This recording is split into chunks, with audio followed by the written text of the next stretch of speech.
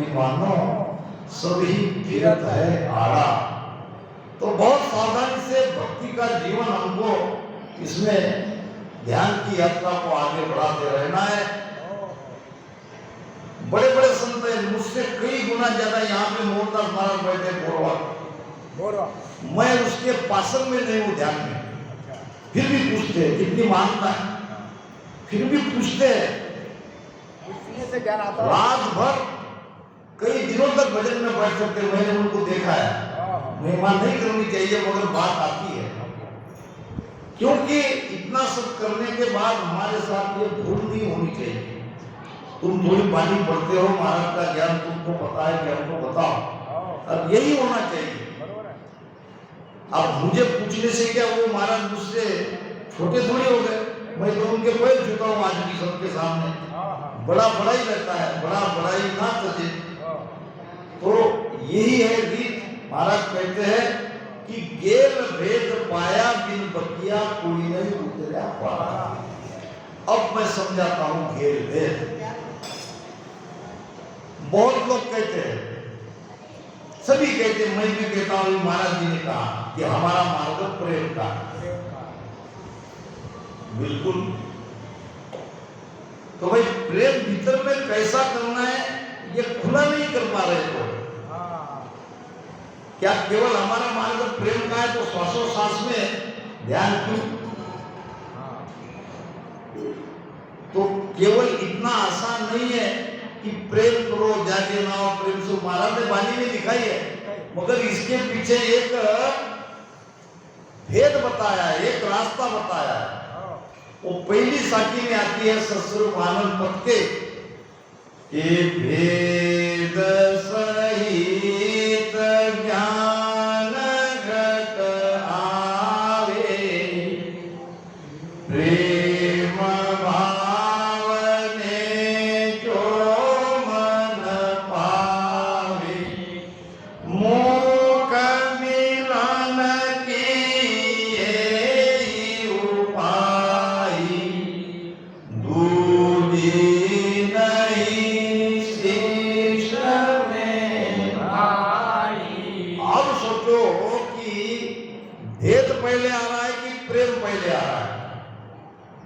भेद सहित भेद मिलने से ही ये ज्ञान घट में आएगा। अब भेद नहीं मिला है, तुम कितना भी प्रेम करते रहो, कैसे करोगे? किसके साथ कैसे प्रेम करना है ये तो भेद मिलेगा तभी जानोगे। पहली बात आती है भेद की। रास्ता क्या है? हंसा को प्रमोद के निज तन देवु बताए, और मोक पंथ सुखराम कहे खोलू या घटमाए। घट के अंदर से वो रास्ता मोक्ष में जा रहा है।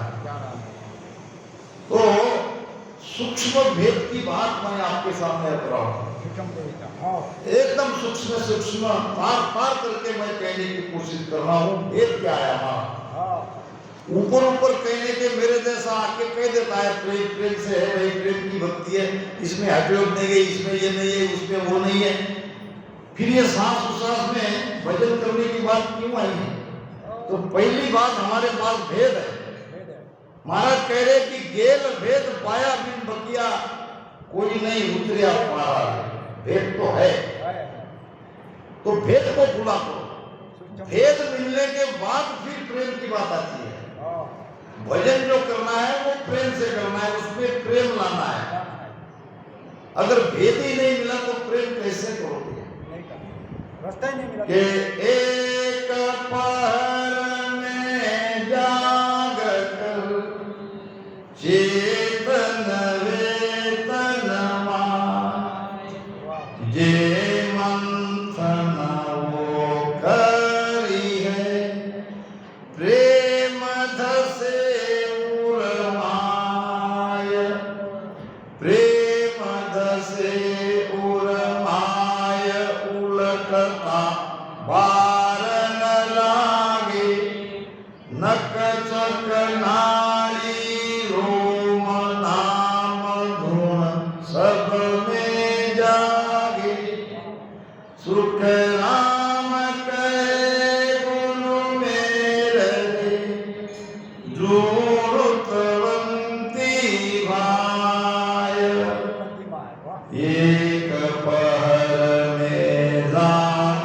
कर चेतन वेतन माय। अब प्रेम पहले आया कि भेद पहले आया? देख लो, महाराज के ज्ञान के साथ चलो, भ्रम अपने आप खुलता जाएगा। इसीलिए कोरे प्रेम की बात करना बेमानी है, तो आप आ जाता है। उसको पहले भेद बताना पड़ेगा। एक पहर में जाकर चेतन में तन्माय, चेतन होके एक पहर यानी 3 घंटे तक अगर आप सुमिरन करते हो तो आप कृपा आपने ऐसी कुदरत, एक पल में जाकर प्रेम, एक पल में जाकर चेतन हुई तन्माय, प्रेम धसे उर्माय उल्टा बार लागे, तब वो प्रेम हमारे हृदय में प्रकट किए। क्योंकि भेद से हम बैठे हैं, भेद लेके बैठे हैं। अब भेद क्या है ये आप सभी जानते हो कि सांस को सांस कहे हरि नाम, ये तो भेद की बात आ रही है। हिवरा में लिखा था इस साइड में, आगे उसको इस साइड में कर दिया। क्या पता यहाँ सामने बहुत बढ़िया था वो, क्योंकि प्रवचन करने वाले वो दिखती थी। अब शायद इस साइड में हो गई, जो भी है, मगर वहां पे वो है। सांस उसास कहे हरि नाम, फिरे रसनाम में दिन राती, रसना से रात दिन राम राम करते रहो। अब ये तो हो गया मूल भेद। अब इसमें पूरक यानी सहायता, सहायता क्या चाहिए, और भी कोई चीज उसमें जोड़नी है। ये तो मुख्य रूप से सासू सास पे राम राम करते ही रहना है। यहाँ कहीं काटा नहीं है महाराज ने भजन जिज्ञा से रटन करना छोड़ दो करके कहीं भी नहीं कहा। मूल यही लेके हमको चलना है। अब इसके साथ और चीज जोड़ती जाने हैं कि धीरज ध्यान अडोलन डोले, आसन मार उकाओ छाती। अब क्या चाहिए? ध्यान में ध्यान करने वाला बहुत जल्दी अधीर हो जाता है, धीर नहीं रहता। क्यों धीर नहीं रहता? दूसरा गिरा आता है, दूसरा रोने लगता है। और हमारी जो बहन बेटी है इसमें तो ज्यादा भाव, ज्यादा प्रेम है, और वो हमें लगता है कि हमारे साथ क्यों नहीं हो रहा, और फिर उसका धैर्य छूट जाता है। तो धैर्य ना छूटे इसलिए धीरज ध्यान, ध्यान में धैर्यता चाहिए। अडोलन डोले, मन की वृत्ति को अधीर होने कर मन यही चाहता है आप ध्यान में अधीर हो जाए, आपके अंदर ध्यान की शंका आ जाए, फिर मन अपना काम करता है, मन इधर उधर भटकता है।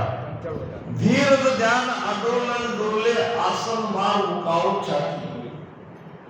अब ये तो सारी भेद की बात हो रही है, ये तो साधना कैसे करनी है इसकी बात हो रही है। जब आसन की बात आ रही है और छाती सामने लाने की रखने की बात आ रही है, तो ये बिल्कुल प्योर ये साधना का भेद महाराज बता रहे हैं। साधना करनी ही है, तो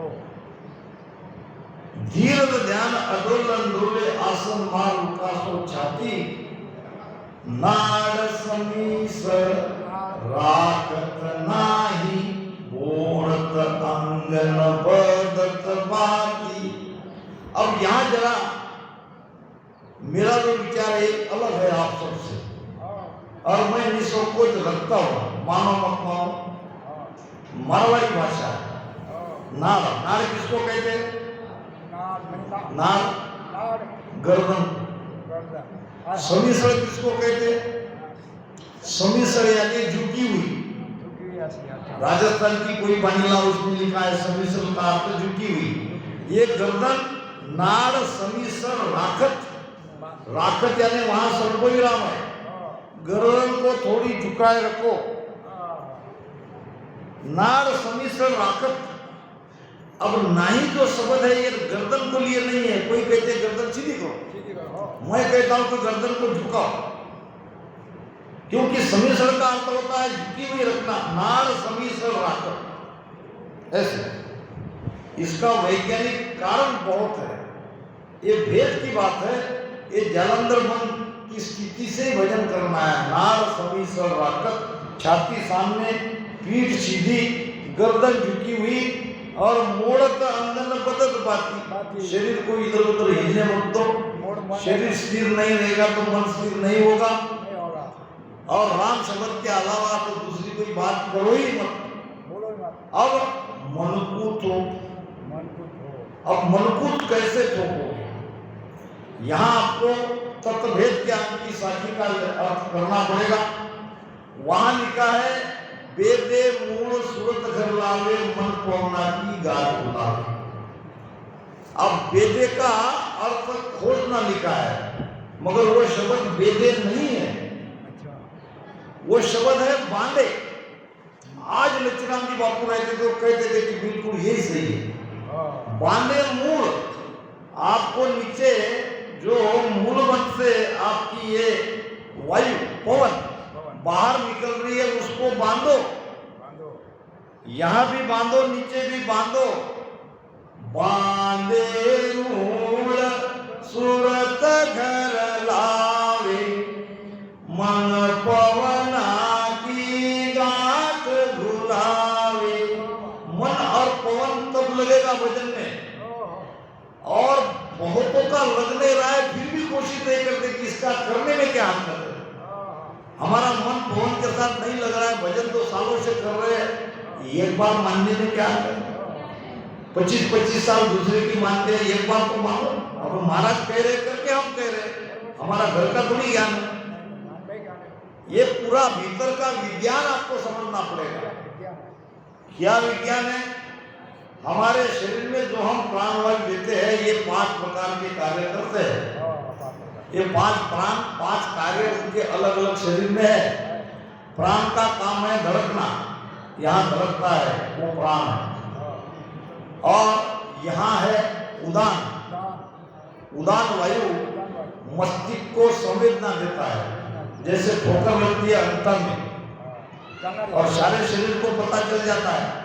कैसे पता चलता है शरीर को? मस्तिष्क में हमारे माइंड के द्वारा।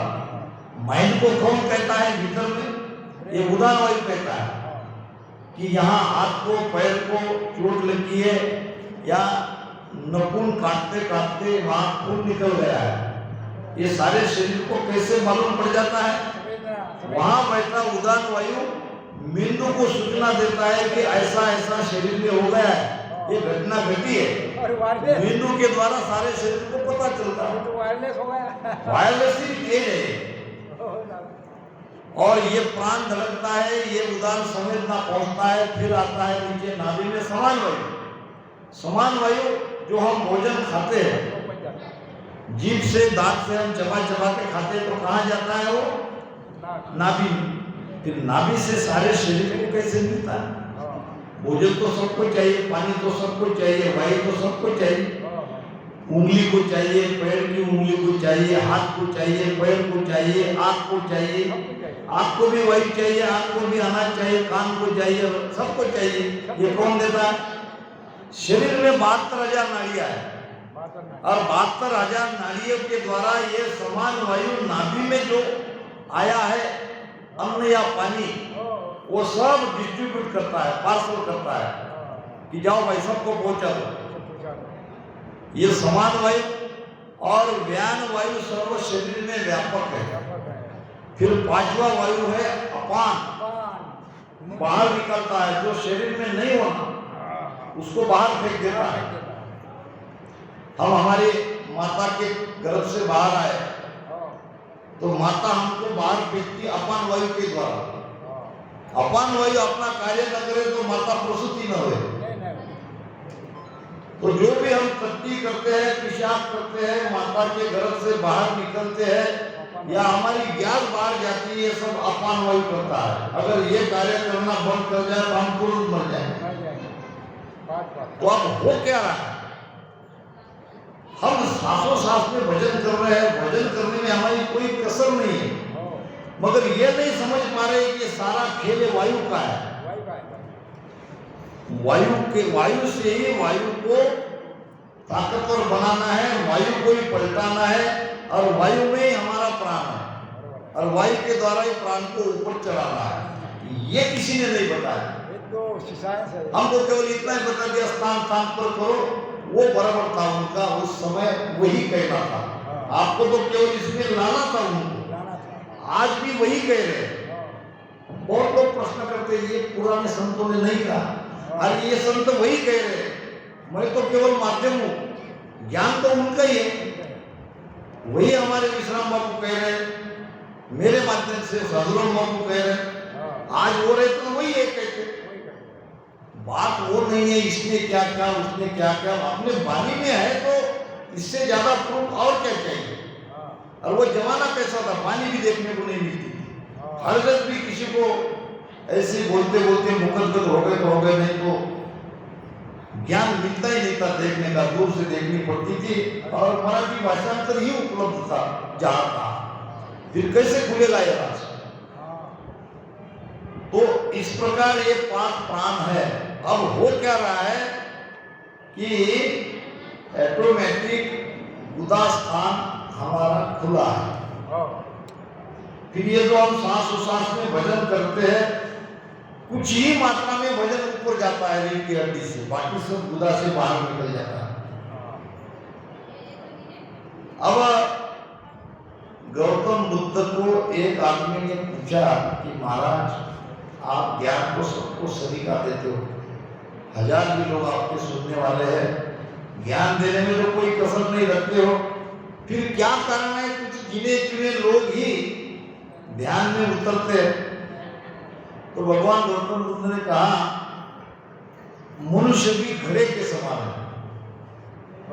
जब बारिश आती है तो कोई घड़ा आड़ा रहता है, कोई उल्टा रहता है, कोई सीधा तो रहता है मतलब उसको छेद रहते हैं, और कोई एकादा खड़ा मिलता है। बारिश तो सबके लिए बराबर आती है, मगर पानी किसमें ठहरेगा? जो सीधा खड़ा है, जिसको छेद नहीं है, पानी तो वहीं ठहरेगा। अब आड़े वाले में बहुत कम मात्रा में रुकेगा, जो औंधा है उल्टा है उसमें तो पानी रुकना कोई कारण ही नहीं है। अब जो सीधा है मगर उसको छेद है, वहां से भी पानी चला जाएगा।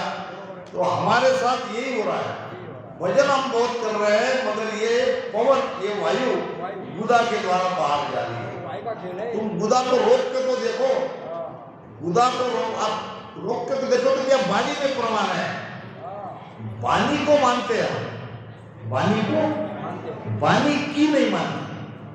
वाणी को तो मानते, प्रणाम करते हैं, आरती करते हैं, ये तो बड़ी अच्छी बात है, मगर वाणी की नहीं मानते। वाणी में लिखा है ये नहीं मानते। क्या लिखा है वाणी में? सिद्धासन को साजियो, बैठो मन को घेर, लिवमाला सुख राम कहे, निस दिन उर में फेर। अब क्या चाहिए तुमको इससे ज्यादा प्रमाण? जब महाराज कह रहे ध्यान समाज में, वो भी ध्यान समाज में कह रहे, ऐसे विषय में नहीं कह रहे कि मेरे भाई आपको सिद्धासन लगा के बैठना है, कर्म बहुत है, मन बहुत बाधाएं लाता है, और हमारे अंदर विकार भी बहुत है, इतने जल्दी नहीं होगा, समय बहुत कम है, तो सिद्धासन लगा के बैठो। सिद्धासन को साजियो, बैठो मन को घेर, और ल्यू माला सुखराम के दिन उर में फिर। ये रात दिन तुम्हारी भजन में ल्यू लग जाएगी। ल्यू लगने में टाइम ही क्या है, मगर ये होता नहीं दिख रहा है। हम ज्यादा से ज्यादा सत्संग सुनते हैं, थोड़ा देर 5 मिनट 10 मिनट भजन करते हैं, भजन की बात ऐसी की ऐसी ढकी हुई रह जाती है, फिर थोड़ी देर में उत्सव आरती होगी, भोजन प्रसाद होगा, हम चले जाएंगे, और दूसरी जगह मिलेंगे यही सब कुछ। शाम को आएंगे, आरती होगी, सब संतों की धन्य होगी, 5 मिनट भजन करेंगे, फिर मेरे जैसा आ जाएगा, 1 घंटा 2 घंटा बोल के चला जाएगा, रात में सो जाएंगे। हरकत गाने वाले आते हैं, वहां भी कोई ये नहीं, किसी की भी कोई संत का बोलो, कभी साहब का बोलो, इसका बोलो, अरे महाराज का ही बोलना चाहिए वहां भी तो, मगर किसी का भी इस पे कोई ख्याल नहीं है। महाराज का ही ज्ञान बोलो, क्यों और संतों के लिए तो 428 हर्जस है, देख के ही तो बोल रहे हो। हाँ। फिर ऐसे हरकत बोलो जो कभी हमने सुने नहीं। नहीं बरोबर नहीं बैठा ना तो बिठाओ ना, कोशिश करो। कोशिश करो। कल बच्ची बड़ी सुंदर कोशिश हो रही थी हमारे आजाराम बापू की, तो वसंत राग नहीं आता, धमाल राग नहीं आता, कितना ज्ञान छुपा है उसमें। बहुत बहुत है ना। तो कोई संगीत के पारखी है तो उसका राग ढूंढो। हाँ। हमारे बंगलोर में एक दीदी है और मैं उनको ऐसे ऐसे आर्गन पूछता हूँ तो बराबर राग मिटा के भेजती है, वाह वाह। क्योंकि ये ज्ञान ढका हुआ रह रहा है, हाँ। ये सामने नहीं आ रहा है, ये ध्यान समाज सामने नहीं आ रहा है। किसी के तरफ से कोई पूछने वाला नहीं है कि हमारा ये तो ज्ञान हो गया, अब इस पे बोलो उस पे बोलो। किसी को जरूरत नहीं तो चल रहा है काम। तो कहीं ना कहीं इसको रोकना पड़ेगा, इस पे विचार करना पड़ेगा, आज नहीं तो कल समझना पड़ेगा सीधा सर क्या है और महाराज ने क्यों कहा है। सीधा सर में भजन करोगे तो बड़ी आसानी से आपकी भजन में जीव लग जाएगी। हम अनुभव से कह रहे, हमने लगाया देखा क्यों महाराज ऐसा कर रहे, करके देखो। तो मैं और भीतर के भेद की बात बता रहा हूं। देखो महाराज ने एक हरकत में कहा है, दोयन जागुरु लाविया हो पीढ़ी एक बनाए। दोयन जागुरु लाविया हो पीढ़ी एक बनाए।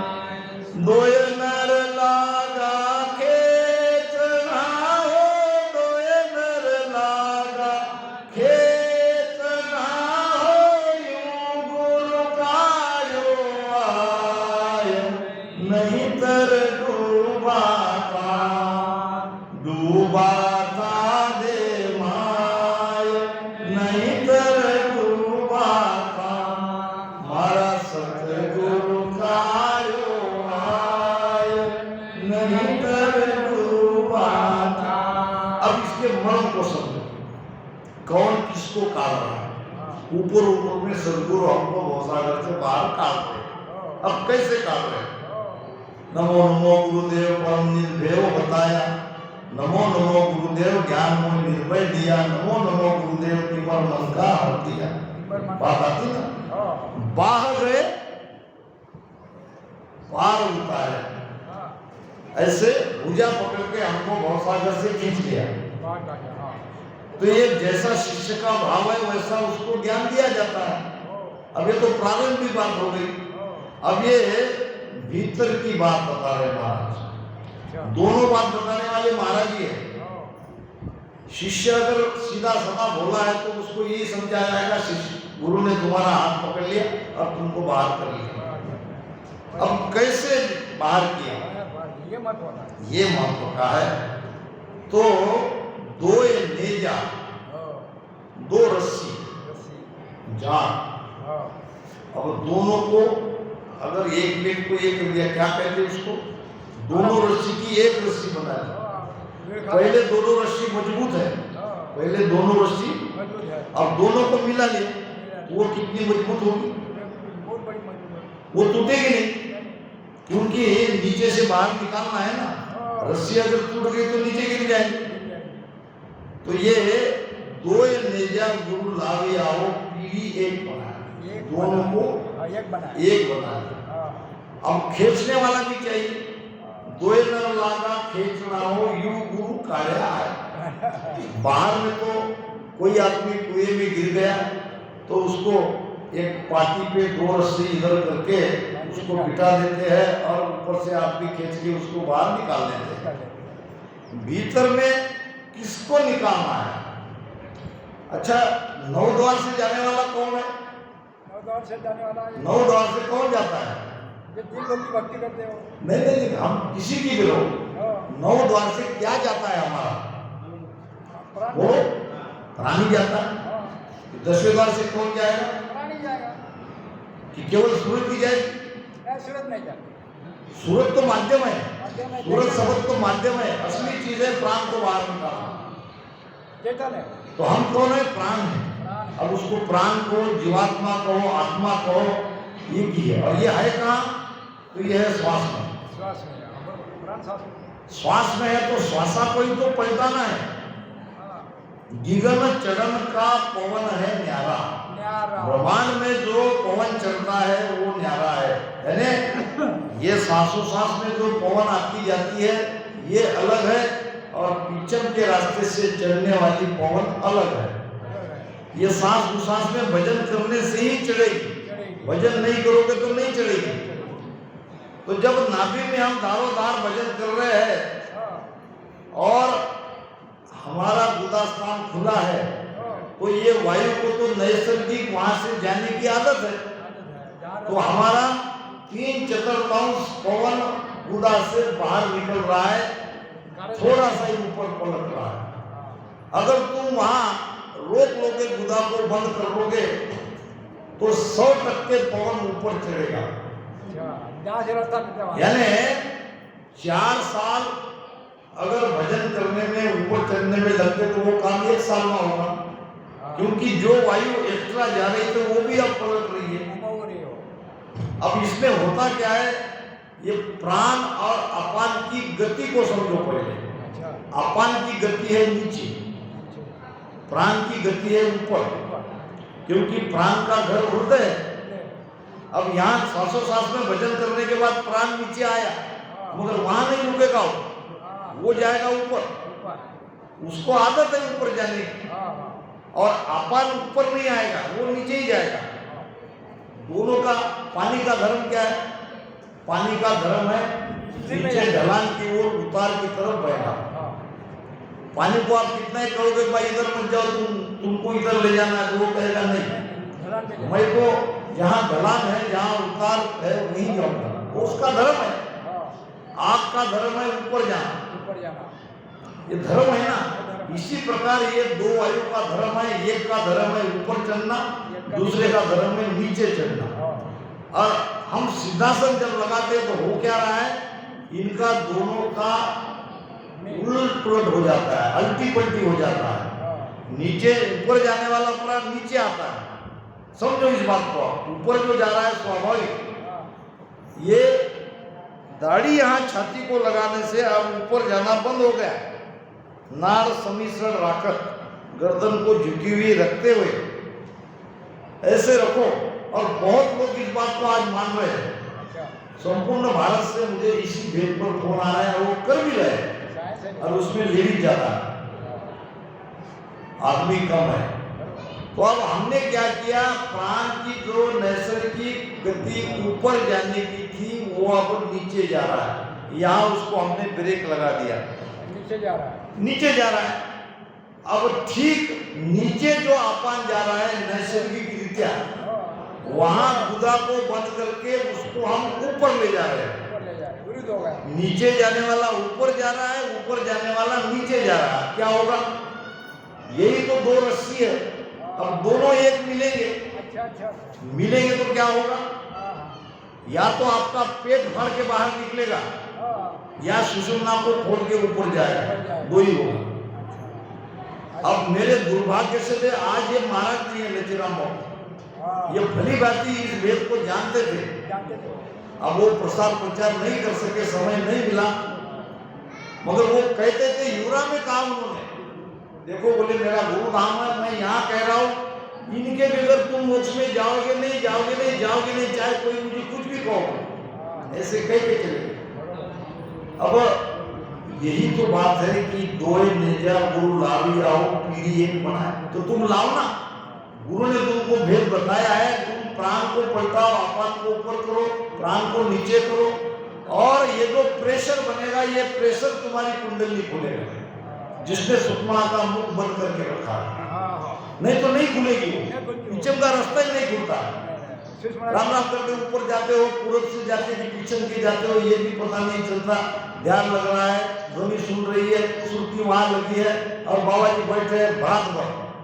अरे भाई कैसे गए, कल कहा था मैंने पायो कहत है, कहो कचू न जाए, किसी भी सुकरात के किसी भी तो मानो है, कहना पड़ेगा आपको कहां से क्या हुआ, क्यों हो रहा है, इसका क्या कारण है। तो इस प्रकार ये प्राण अपान को एक करोगे तो पिछल का रास्ता खुलेगा। वायु को नीचे से भी मत जाने दो, वायु को ऊपर से भी मत जाने दो, यही पेट में उसको रोको। और इसमें से साहब ने अपने भाषांतर में लिखी है कि उद्यान बंद, ये पेट को पीठ की तरफ हल्का सा झुकाओ। भगत माल में बात आई है, जब लग पेट पीठ नहीं लागे तब लग ब्रह्म अगम नहीं जागे। ये तो कहा है संतों ने, दुर्भाग्य से हमारे सामने वो बात आती नहीं। तो ये सब करने के बाद अब रह गया दो नर कौन से हैं? एक तो मन है, मन तो नर है ही, मन तो खींच ही रहा है, मन तो सारी प्रक्रिया में साथ दे ही रहा है। क्योंकि मन पवन की हमने गांठ लगा दी है, अब गांठ किसी चीज की पड़ जाती है तो आसानी से छूटती क्या? छोड़ना पड़ता है। जो मन भटक रहा था, भजन में नहीं लग रहा था, वो श्रुति के साथ पवन के साथ उसकी गांठ पड़ गई, तो वो तो खींचने में मदद कर रहा है। दूसरी वो शक्ति जो सबक की, वो शक्ति तुमको ऊपर खींच रही। इस प्रकार हम भवसागर से धीरे धीरे करके